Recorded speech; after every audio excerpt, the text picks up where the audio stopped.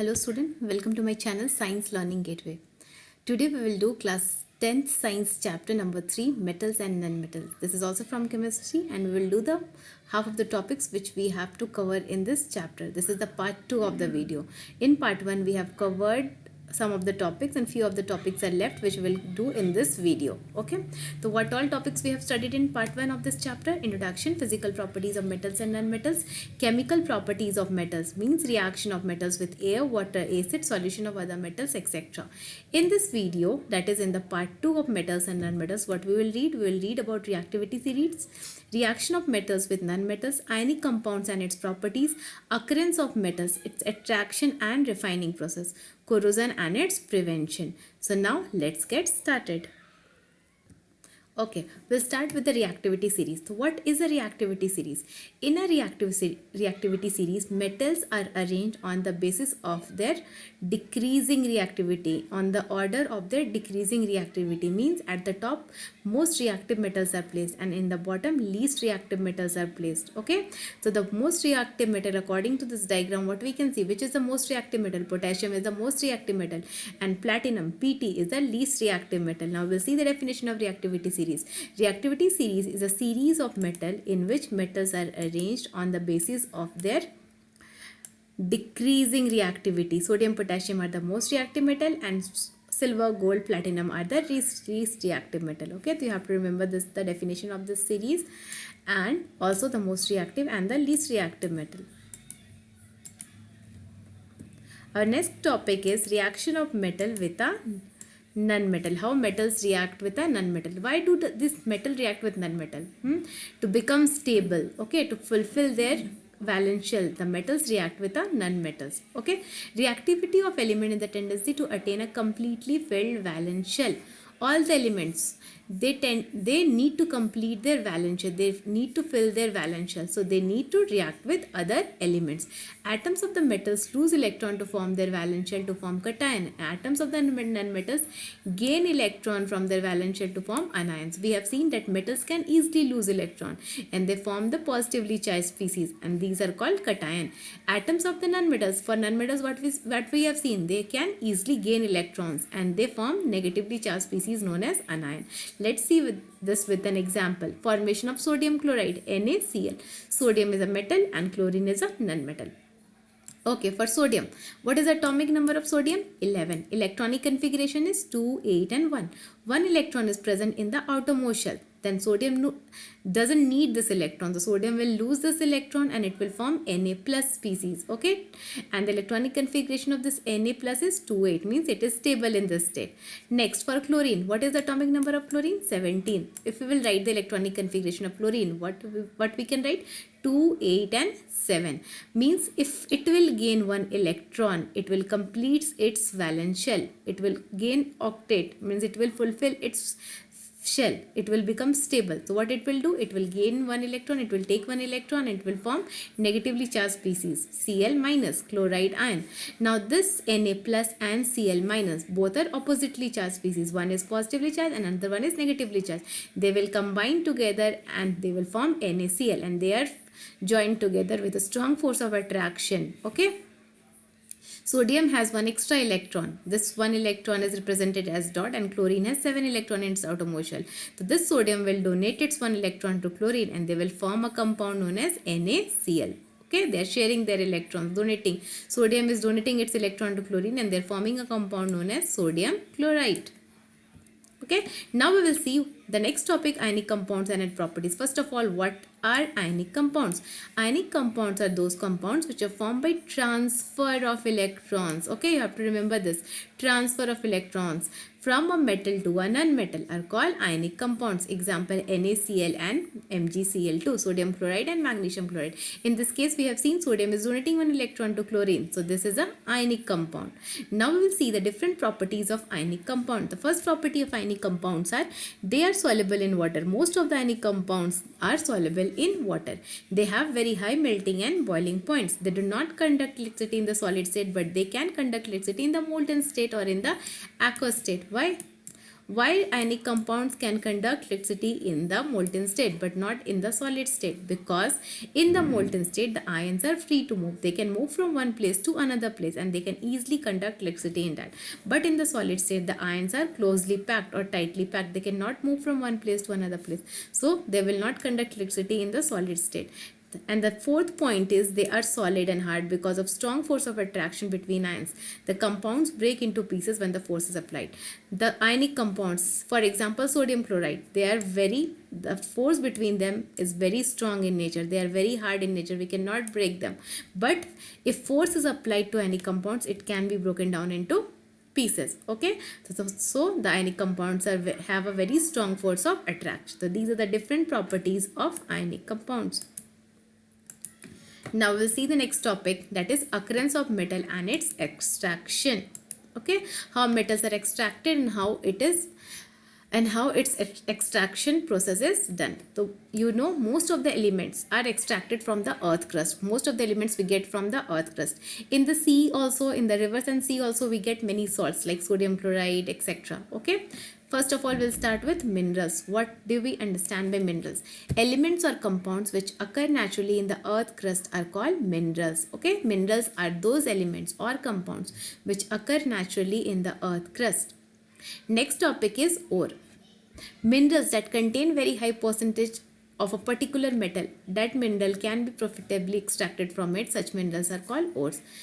Ores are the minerals which contain a high percentage of a particular metal, for example sodium or magnesium, and that metal can be extracted from it are known as ores. The minerals are the elements of compound which are naturally occurring in the earth crust, and ores are the minerals which contain very high percentage of a particular metal which can be extracted from it. Okay, now we will see the extraction of metal from ores. How we will extract a metal from ore? 3 steps are there for extraction of a metal from ore. First step is enrichment of ore. Enrichment of ore is done. In the next step, extraction of metal is done, and in the third step, refining of metal is done. These are the 3 steps by which we can extract a metal from a ore. Enrichment of ore, extraction of metal, refining of metal. Now let's have a look on this flowchart. Extraction of metal. First ore is there. Okay, first concentration of ore is done. From this we will divide the metal into 3 parts: metal of high reactivity, metals of medium reactivity, and metals of low reactivity. For metals of high reactivity, which method we have to use? Electrolysis of molten ore. Okay, after this electrolysis process, what we will get? Pure metal. And for metals of medium reactivity, we will divide them into 2 parts: ores containing carbonate ores and some of the ores which contain sulfides. Okay, for carbonate ores, which process we will use? Calcination. And for sulfide ores, which process we will use? Roasting. Calcination is for the ores which contain carbonate ores, and roasting is for sulfide ores. From both the processes, what we will get? Oxide of metal. After calcination and roasting, what we will get? Oxide of metal. For this oxide of metal, what we have to do? Reduction, means removal of oxygen. And from after the reduction process, what we will do? Purification of metal. And for metals of least reactivity, sulfide ores are there. For sulfide ores, we use the process roasting. After roasting, we get the metal, and from the metal, we will do the purification process.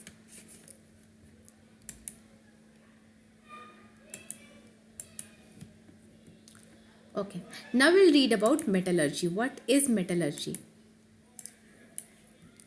The extraction of metal from their ores by various processes is known as metallurgy. Metallurgy is a process by which metal is extracted from their ores. So there are different types of ores. Okay, for different metals there are different types of ores. For iron, 2 types of ores we have: hematite and magnetite. What is the formula of hematite? Fe2O3, and for magnetite, Fe3O4. For copper also we have 2 types of ore: copper pyrite, CuFeS2, and for copper glains for CO2S. For aluminium, bauxite. Bauxite is a very famous ore. Okay, very popular ore of this aluminium, Al2O3 twice H2O, and corundum, Al2O3. For mercury, cinnabar. Important point. Okay, name one ore of mercury. What you will write? Cinnabar. HGS. For sodium, sodium chloride, NaCl. And for lead, PbS, galena. Our next topic is alloys. What are alloys? So alloys are homogeneous mixture of two or more metals or a metal and a non-metal. Either two metals we can mix or a metal and a non-metal also we can mix for making an alloy. These are the homogeneous mixture of two or more metals or a metal and a non-metal. Example, brass is the alloy of copper and zinc. Bronze is the alloy of copper and tin. You should remember these points. Brass is made up of which elements? Copper and zinc. Bronze is made from which element? Copper and tin.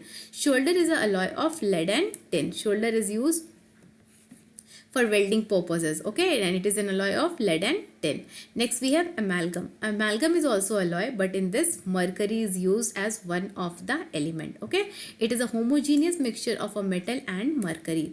Any metal we can use, but mercury is common in everywhere. Sodium amalgam contains sodium and magnesium. For example, magnesium amalgam will contain magnesium and mercury, okay. Next is our gangue. Gangue are the impurities. Ores are usually contaminated with large number of impurities like soil, sand, etc., and these are called gangue. So gangue are mainly impurities present in any ore. Our next topic is roasting and calcination. We have seen in that flow chart 2.2 terms were there, roasting and calcination. So what are this roasting and calcination means? Roasting is a process in which sulfide ores are converted into oxide by heating strongly in the presence of excess of air. In roasting process, which ores we use? Sulfide ores. They are heated in the presence of air, okay. ZnS. For example, this zinc sulfide, it contains sulfide ore, it will be heated in the presence of oxygen, and what will get? Zinc oxide, metal oxide plus SO2, sulfur dioxide. Calcination is used for which ore? Carbonate ore. Calcination is a process in which carbonates ores are converted into oxides by heating strongly in limited air, okay. Very less amount of air we will use in this process. ZnCO3, zinc carbonate, this contains a carbonate ore. We will heat this ore, or what we will get? Zinc oxide, metal oxide plus CO2. So these are the two terms, roasting and calcination. In roasting we will use sulfide ores, in calcination we will use carbonate ores. In roasting excess of air use, but in calcination limited amount of air we have to use, okay. Next process is reduction. Reduction means removal of oxygen. The metal oxides are reduced to the corresponding metals by using suitable reducing agent such as carbon. For example, zinc oxide, when it will react with carbon, what will get? Zn plus CO, carbon monoxide, zinc plus carbon monoxide. This is a reduction reaction in which oxygen is removed from zinc. Our next topic is thermit reaction. From thermit, what we can understand? Heat, okay. Thermal means what? Heat. So let's see what is this reaction means. Reaction of iron 3 oxide with aluminium is called thermit reaction. It is used for joining railway tracks or cracked machine parts, as large amount of heat is produced in this reaction. Let's have a look on this reaction. Fe2O3, iron 3 oxide plus aluminium. What product will get? Iron plus Al2O3, aluminum oxide plus heat. As large amount of heat is released in this reaction, so this reaction is called thermit reaction, and it is used for joining the railway tracks or the cracked machine parts. Next topic is refining of metals. In refining of metals, which method we will use most commonly? Yes, electrolytic refining. Very important. Electrolytic refining method we will use for refining of impure metals. This diagram is very important from your exam point of view also. Generally, you will get an question, draw the diagram of electrolytic refining of metal, or okay, of metal or copper, anything you can get. Draw the diagram of electrolysis or electrolytic refining. So you should practice this diagram, okay. Let's have a look on this diagram first. In this diagram, a tank is taken, a metallic tank is taken, okay. Two electrodes are taken, one is cathode and another one is anode. A electrode with a negative charge is called a cathode, and an electrode with a positive charge is called the anode. And this solution is known as the electrolytic solution. And this solution is made up of what? Acidified copper sulfate. This electrolyte is our acidified copper sulfate. Okay, and at the bottom some impurities are there. This is known as anode mud. Now we'll see.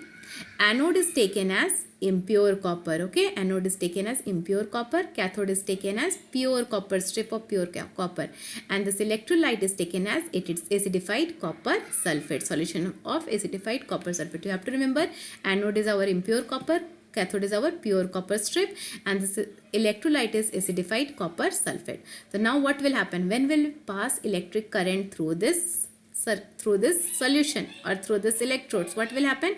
Impure metal from the anode will dissolve into the electrolyte. The impure metal will come from the anode and it will dissolve into the electrolyte in this solution. After that, what will happen?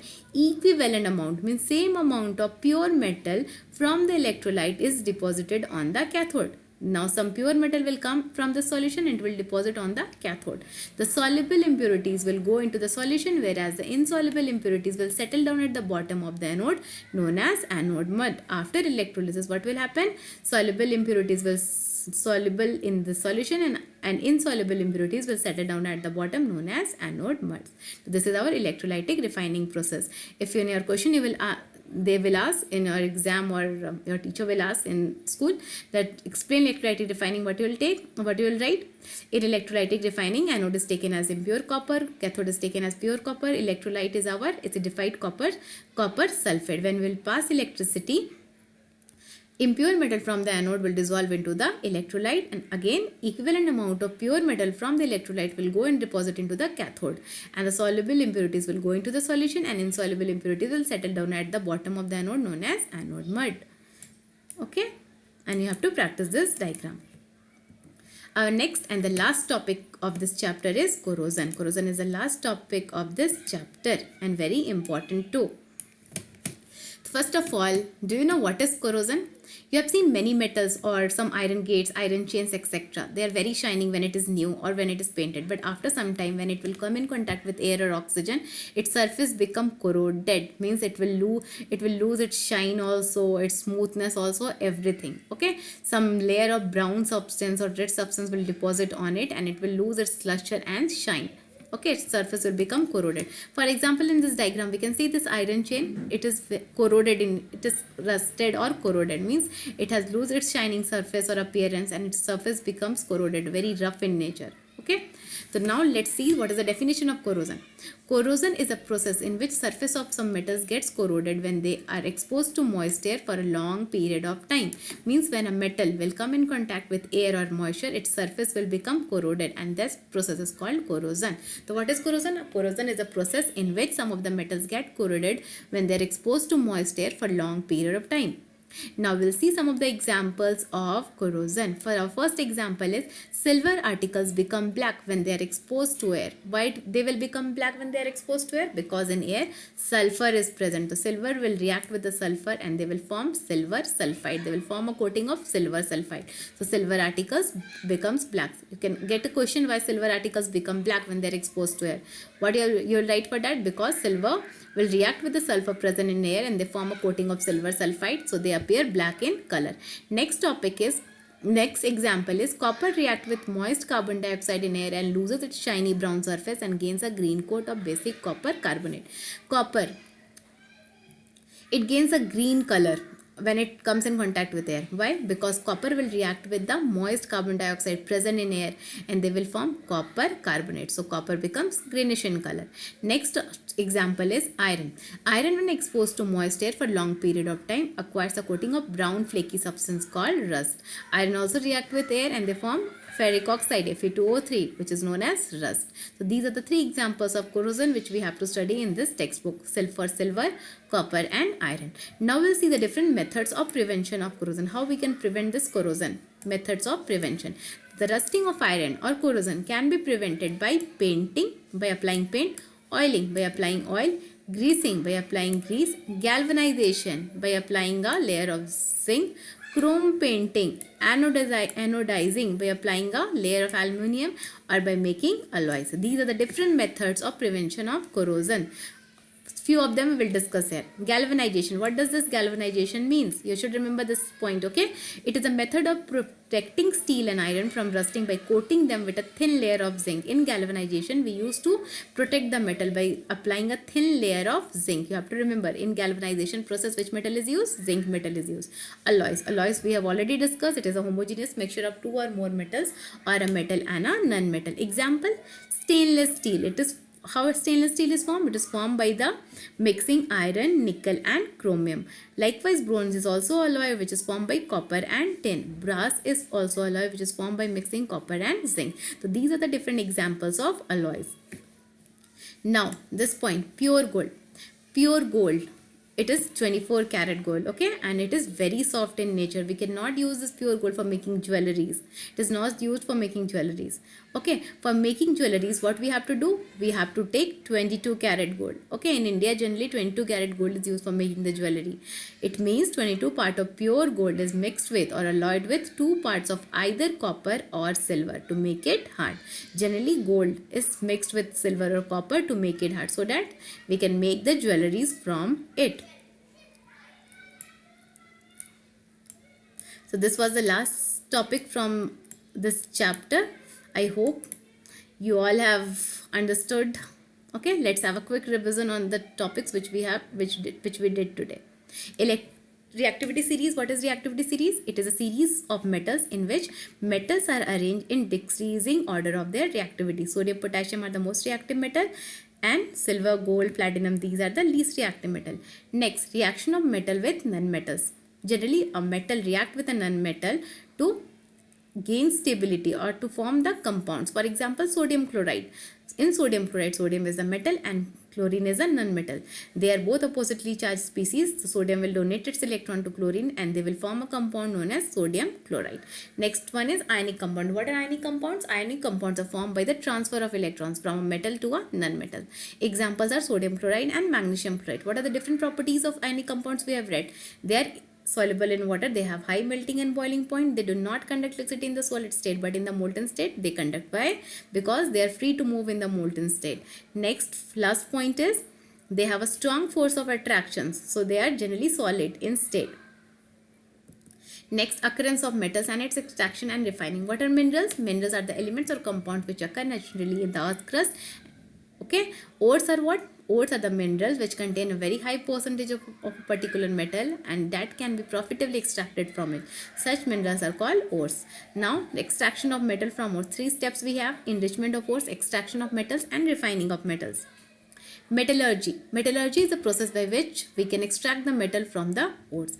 Different types of ores we have read: for iron, hematite; for copper, copper pyrites; for aluminum, bauxite; okay, for mercury, cinnabar; for sodium, sodium chloride; and for lead, galena. What are alloys? Alloys are the homogeneous mixture of 2 or more metals or a metal and a non-metal. Example are brass, bronze, shoulder, stainless steel, etc. What is amalgam? Amalgam is a homogeneous mixture of a metal and mercury. Example, sodium amalgam contains sodium and mercury. Gangue. Gangue are the impurities which are present in the ores. Next, roasting. What is roasting? Roasting is a process in which sulfide ores are converted into oxide by heating strongly in the presence of excess of air.